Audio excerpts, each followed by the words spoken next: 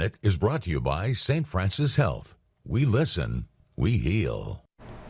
Welcome back. Well, fireworks are a big part of the holiday celebration, but the number of injuries and deaths also reminding us of the possible dangers. So tonight, Mandy Gaither takes a look at how to stay safe. From bottle rockets to aerial fireworks, July 4th fun can turn dangerous in an instant if the explosive devices aren't properly used.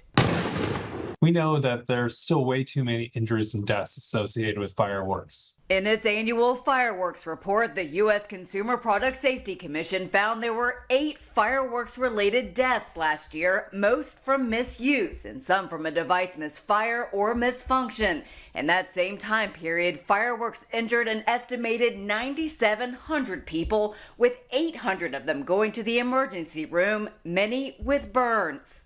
About 2/3 of the fireworks-related injuries happened in the 2 weeks before and the 2 weeks after the 4th of July. So now it's especially important to take some steps to keep themselves safe.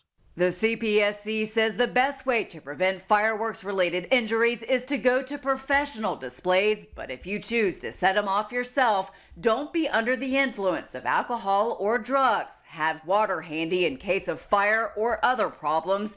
Keep kids a safe distance away while lighting fireworks and setting them off. Even sparklers aren't safe in little hands.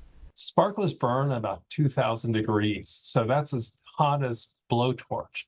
So those cause a tremendous amount of burns each year. Finally, make sure you buy legal fireworks from reputable retailers only. The report shows that in the last fiscal year, about 18% of selected and tested fireworks products were not safety compliant. We want everybody to have a fun 4th of July. For Health Minute, I'm Mandy Gaither.